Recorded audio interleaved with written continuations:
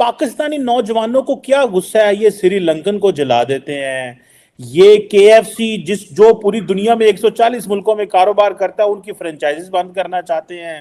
खैबर पख्तूनख्वा में एक मेयर ने ऐलान कर दिया जी केएफसी को बंद कर दें।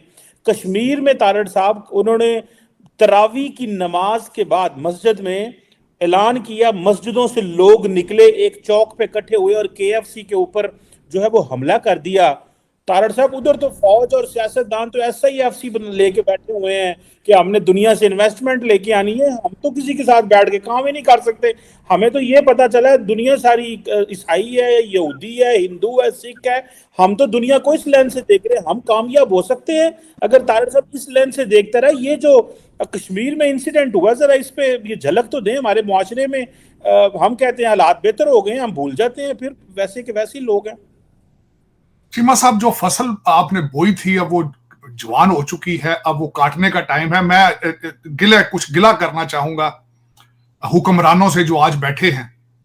तीन चीजों पे अगर अमल कर लिया जाता तो आज ये ना होता, और इसको अभी भी यहां रोक ले तो शायद पाकिस्तान बच जाए। वो तीन चीजें क्या थी? फैजाबाद में हथियार ना डाले जाते, लिफाफों में पैसे डालकर ना दिए जाते फैजाबाद। फिर वजीराबाद हमारी स्टेट हथियार ना डालती। और तीसरा, आज अगर 9 मई के मुजरमान को सजा पहले दे दी जाती करार वाकई, तो शायद ये ना होता। ये तीन इसके जो रीसेंट अभी जिसकी जो वजूहात है। जिस सोसाइटी के अंदर इंसाफ ना हो, मुयसर ना हो, जिसमें सजा जजा का कोई कॉन्सेप्ट ना हो, उस कौम को बार बार वो बार बार मरती है, बार बार जिंदा होती है।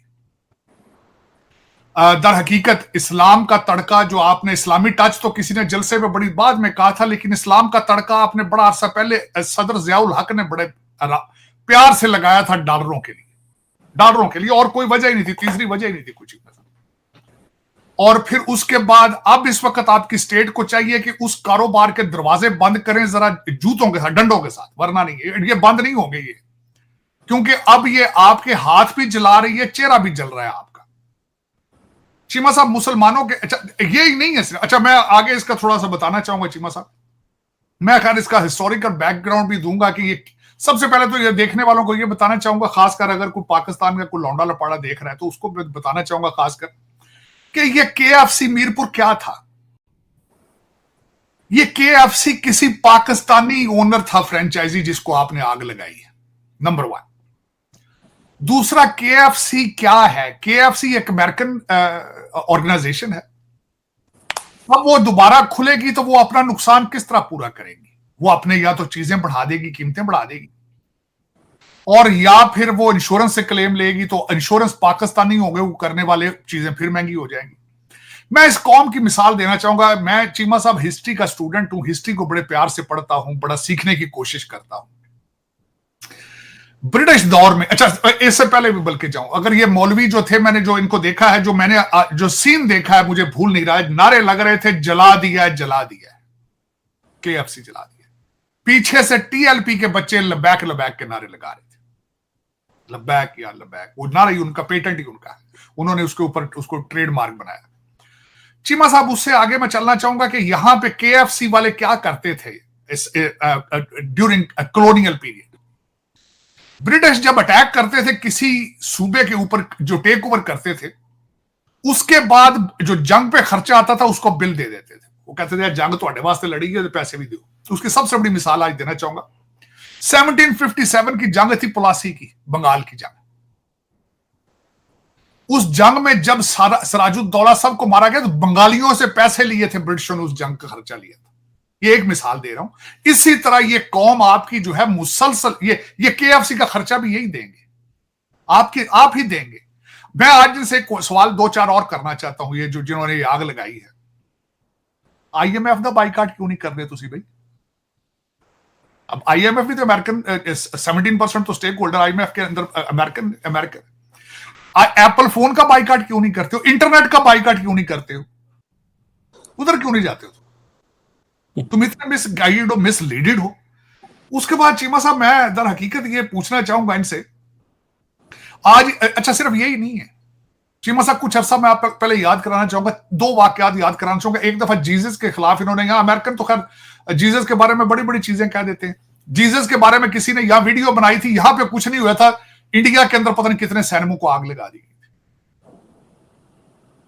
उसके बाद सबसे ज्यादा खतरा इस्लाम को पाकिस्तान के अंदर होता है, मैं हैरान हूं। हालांकि अब सऊदी अरेबिया के अंदर अगले दिन उनकी लड़की जो है वो ऑलमोस्ट बगैर कपड़ों के बिकिनी के अंदर खड़ी हुई थी, सऊदी अरेबिया की, झंडा लेकर जिस पे कलमा लिखा हुआ है, ब्यूटी पेजेंट के लिए, to become a beauty pageant. उनकी डायरेक्शन देख लें, आप अपनी डायरेक्शन देख लें। उसकी वजह बताता हूं। चीमा साहब, आपकी कौम जो है वो इस्लाम को नहीं समझ सकती। इस्लाम इनकी सोच से ही बाहर है क्या चीज है। एक तो इस्लाम को समझने के लिए आपको अरबी आना बहुत जरूरी है, फिर उस कल्चर से अवेयरनेस होना बड़ी जरूरी है।